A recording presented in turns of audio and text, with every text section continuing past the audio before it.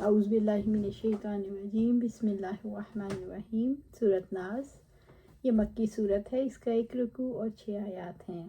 مصحف میں ترتیب کے اعتبار سے اس کا نمبر 114 اور نزولی اعتبار سے 21واں ہے۔ نبی صلی اللہ علیہ وسلم پر جب آپ صلی اللہ علیہ وسلم حدیبیہ سے لوٹے جادو ہوا تھا۔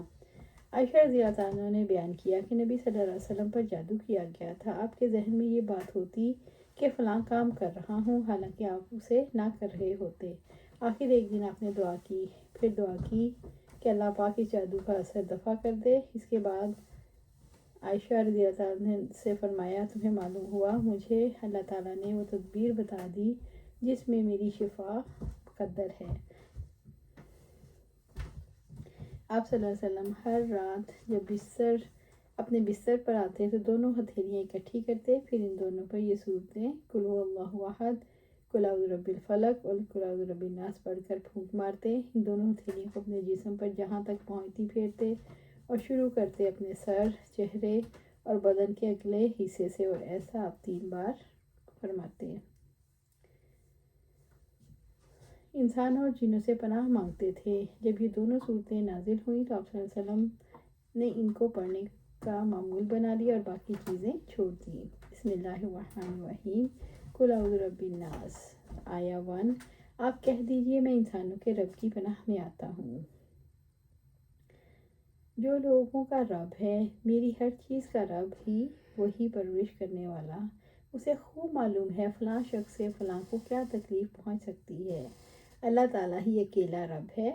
رب العزت نے فرمایا، انہوں نے اپنے علماء اور درویشوں کو اللہ تعالیٰ کے سوا اپنا رب بنا لیا، اور مسیح ابن مریم کو بھی، حالانکہ انہیں ان کے سوا نہیں حکم دیا گیا تھا کہ وہ ایک ہی معبود کی عبادت کریں۔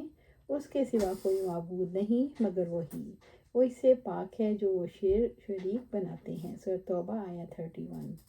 مالک الناس، انسانوں کے بادشاہ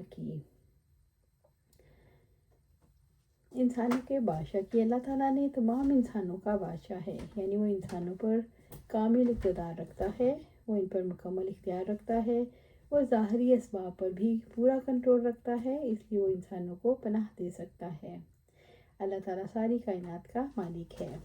وہ شر جو دلوں تک اتر جاتا ہے اور انسانوں کے بس میں نہیں ہوتا، اس سے آپ اپنے آپ کو بچا سکے۔ الہ الناس، انسانوں کے معبود کی آیت 3۔ اللہ تعالیٰ نے وہی ہے جو تمام باطنی اسباب پر بھی اختیار رکھتا ہے، وہی پناہ دے سکتا ہے جو دوسروں کے شر سے محفوظ رکھ سکتا ہے، اس لیے اسے دوسروں کے شر سے پناہ مانگنی چاہیے۔ انسان کا دشمن شیطان ایسے خفیہ کام کرتا ہے جن کا انسان کو شعور نہیں ہوتا۔ وہ ایسے راستے سے آتا ہے جہاں سے آنے کا وہم و گمان بھی نہیں ہوتا۔ اسی وجہ سے رب العزت نے احساس دلایا، تمہاری مدد رب العالمین کے سوا کوئی نہیں کر سکتا۔ من شر الوسواس الخناس، وسوسہ ڈالنے والے ہٹ کر آنے والے کے شر سے۔ آیا 4۔ وسوسہ کہتے ہیں غیر محسوس طریقے پر کسی بری بات کو دل میں ڈال دینا۔ وسوسہ کے لفظی معنی خود بار بار کا مفہوم شامل ہے، جیسے زلزلہ حرکت کی تکرار کو کہتے ہیں۔ انسان چونکہ ایک دم بہکائے میں نہیں آتا، اس لیے شیطان مسلسل کوشش میں لگا رہتا ہے، اس لیے ایسی کوشش کرنے والے کو وسواس کہا جاتا ہے۔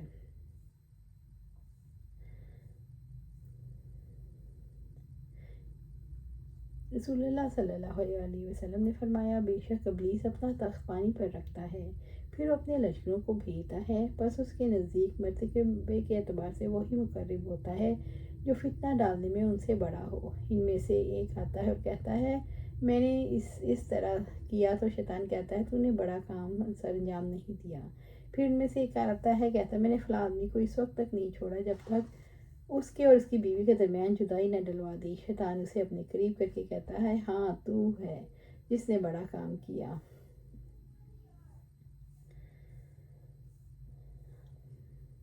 شیطان اللہ تعالیٰ کو یاد کرنے کی وجہ سے کھسک جاتا ہے، اس لیے اسے خناس کہتے ہیں۔ الذی یوسوس فی صدور الناس، جو لوگوں کے سینوں میں وسوسہ ڈالتا ہے۔ آیا 5۔ شیطان انسانوں کے دلوں میں گھس کر نہایت خفیہ اور غیر محسوس طریقے سے وسوسے ڈالتا ہے۔ من الجنتی والناس، جن اور انسانوں میں سے۔ آیا 6۔ عبداللہ بن عباس رضی اللہ تعالیٰ عنہ بیان کرتے ہیں، ایک آدمی نے نبی صلی اللہ علیہ وسلم کی خدمت میں آیا اور کہنے لگا، اے اللہ کے رسول، ہمارے دل میں کچھ خیالات آتے ہیں، اور اشارے کنائے سے کچھ اس طرح کہہ رہا تھا، ان خیالات کو زبان پر لانے کی بجائے کوئلہ ہو جانا اسے زیادہ پسند ہے۔ تو آپ صلی اللہ علیہ وسلم نے فرمایا، اللہ اکبر، اللہ اکبر، اللہ اکبر۔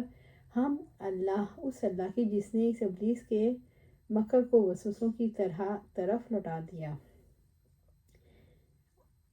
ابو ذر غفاری کہتے ہیں رضی اللہ تعالیٰ عنہ کہ آپ صلی اللہ علیہ وسلم کی خدمت میں حاضر ہوا۔ آپ صلی اللہ علیہ وسلم مسجد میں تشریف فرما تھے۔ آپ صلی اللہ علیہ وسلم نے فرمایا، ابو ذر رضی اللہ تعالیٰ عنہ نماز پڑھ لی؟ میں نے عرض کیا نہیں۔ فرمایا، اٹھو نماز پڑھو۔ میں نماز پڑھ کر پھر حاضر ہو گیا تو فرمایا، میں نے عرض کیا، یا رسول اللہ، کیا انسانوں میں بھی شیاطین ہوتے ہیں؟ تو فرمایا، ہاں۔ اللہ سبحانہ تعالیٰ سے دعا ہے ہمیں قرآن و سنت پر عمل کرنے کی توفیق دے، اس پر جما دے، اور جنت الفردوس کے اعلیٰ مقام پر اپنے پاس گھر عطا فرمائے۔ آپ صلی اللہ علیہ وسلم نے فرمایا، یہ قرآن اللہ تعالیٰ کی رسی ہے، نور مبین اور نفع شفا ہے۔ جو شخص اسے تھام لیتا ہے اس کے لیے یہ بچاؤ کا ذریعہ ہے، اور جو اس کا اتباع کرتا ہے اس کے لیے یہ باعث نجات ہے۔ اللہ سبحانہ تعالیٰ ہمیں بھی ان میں شامل فرما جو قرآن کو تھام لیں اور اس پر عمل کریں، اسی کو اپنا اٹھنا بیٹھنا اوڑھنا بچھونا بنا لیں۔ آمین یا رب العالمین۔